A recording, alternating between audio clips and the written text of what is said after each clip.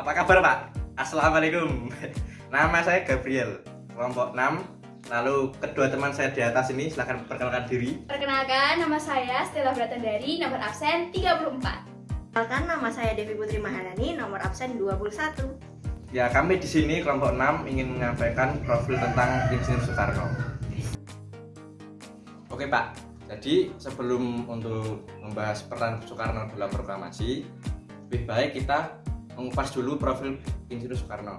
Seperti yang kita tahu, Soekarno adalah presiden pertama Indonesia dan juga sebagai bapak proklamator. Soekarno sendiri lahir di Blitar, Jawa Timur, tanggal 6 Juni tahun 1901 dan meninggal di Jakarta tanggal 21 Juni 1970. Tentunya Pak Soekarno juga mempunyai ayah dan ibu dong. Nah, untuk ayahnya sendiri adalah Raden Sukemi Sosrodihardjo, seperti yang di atas ini. Lalu ibunya bernama Ida Ayu Nyemanrai.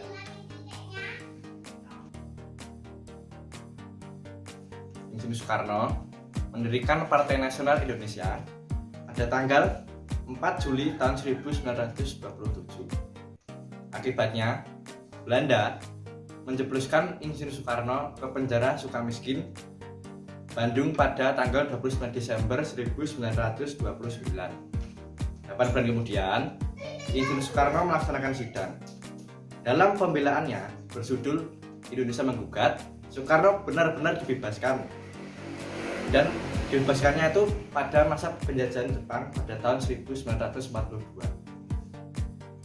Soekarno mulai aktif mempersiapkan kemerdekaannya seperti merumuskan Pancasila, Undang-Undang Dasar 1945, dan teks proklamasi kemerdekaan Indonesia.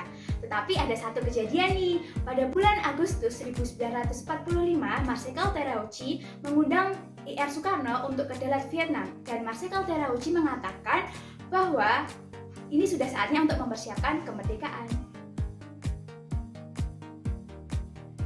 Setelah diundang oleh Marsikal Terauchi, terjadilah peristiwa Rengas Dengklok pada tanggal 16 Agustus 1945.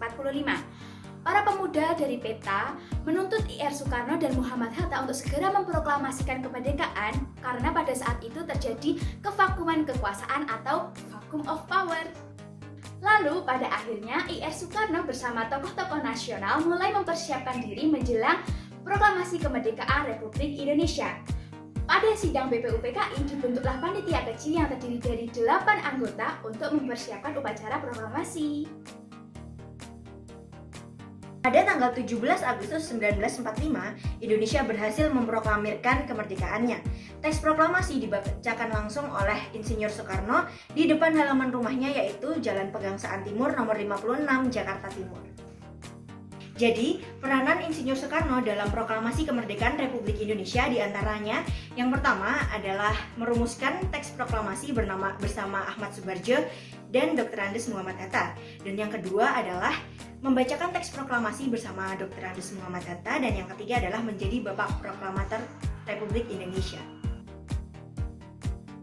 Kemudian, Insinyur Soekarno dan Dr. Andes Muhammad Hatta diangkat oleh PPKI menjadi Presiden dan Wakil Presiden Indonesia pada tanggal 18 Agustus 1945. Selanjutnya pada tanggal 29 Agustus 1945, Presiden Soekarno dan Wakil Presiden Muhammad Hatta jabatannya dikukuhkan oleh KNIP. Kemerdekaan Indonesia yang telah didapatkan tidak bisa dirasakan secara langsung karena masih ada beberapa sekutu yang secara terang-terangan tidak mengakui kemerdekaan Indonesia dan bahkan berniat untuk menjajah kembali Indonesia. Namun, Soekarno tidak gentar untuk memperjuangkan sebagaimana mestinya Indonesia merdeka hingga saat ini.